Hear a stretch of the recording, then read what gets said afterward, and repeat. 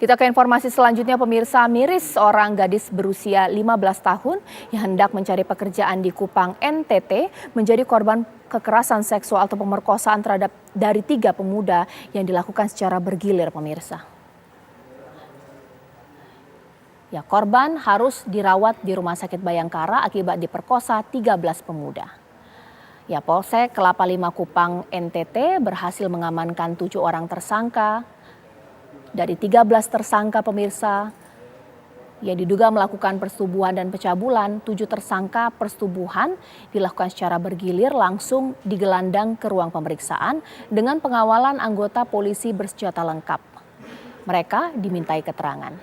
AKP Jemi Noke, Kapolsek Lima Kupang, mengatakan pihaknya berhasil amankan 7 dari 13 tersangka kasus persetubuhan anak di bawah umur yang dilakukan secara bergilir, pemirsa, terhadap korban.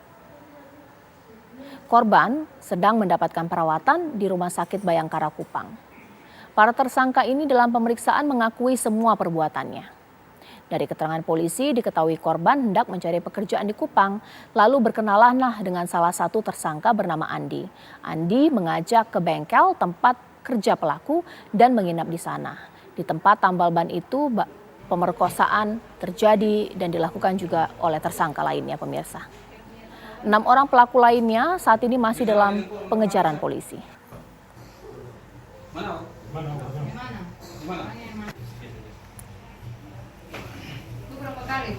Sama terkait dengan waktu yang sama juga yang pertama kali dilakukan.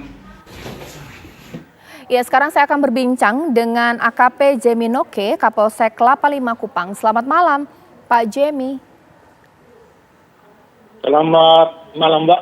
Ya, Pak Jemi, bisa dijelaskan sampai dengan saat ini apakah pelaku lainnya, ada 6 pelaku yang saat dalam pengejaran sudah berhasil ditangkap, dan sebenarnya ketika melakukan peristiwa yang begitu sadistis ini, mereka dalam pengaruh minuman keras atau seperti apa, Pak?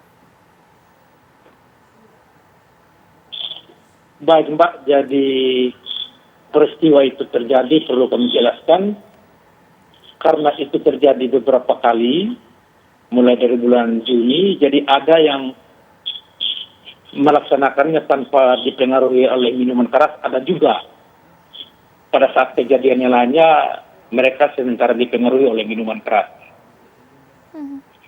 Berarti peristiwa ini bukan hanya sekali, Pak, ya, berulang-ulang, berhari-hari hingga berbulan-bulan. Kenapa korban tidak melapor, Pak? Diancamkah? Kalau posisi diancam untuk tidak melapor, tidak, Mbak. Tetapi memang korban ini di Kupang tidak punya keluarga. Dia datang dari KEPA, TPU, dan melewati 2 kabupaten, TTS dan Kabupaten Kupang hingga sampai di kota. Dan dia tidak mempunyai keluarga di sini. Dan umurnya baru 15 tahun. Dan para pelaku menggunakan momen itu untuk mengajak dia bersama-sama, diberikan makan untuk bersama-sama dengan dia, Mbak. Baik. Kasus ini terungkap berdasarkan laporan apa, Pak? Kasus ini terungkap berawal dari para pelaku ini setelah melakukan perbuatannya, korban hendak mau pergi lagi ke salah satu pelaku untuk menginap di kosnya, karena dia tidak punya tempat. Namun pelaku tersebut tidak mau menerima korban. Akhirnya dia tidak punya tempat, dia berjalan dan tidak tahu kemana, berdiri di satu tempat.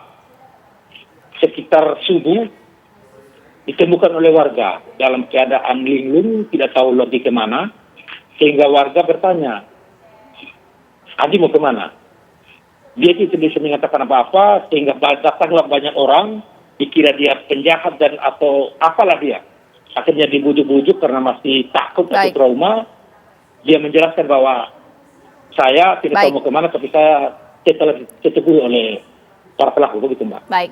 Terima kasih atas waktunya ini untuk pelajaran untuk para gadis remaja ya, ini tipu daya seperti ini mudah-mudahan tidak terulang lagi dan pelaku dihukum setimpal dengan perbuatannya. Terima kasih AKP Jemi Noke, Kapolsek Kelapa Lima Kupang, pemirsa.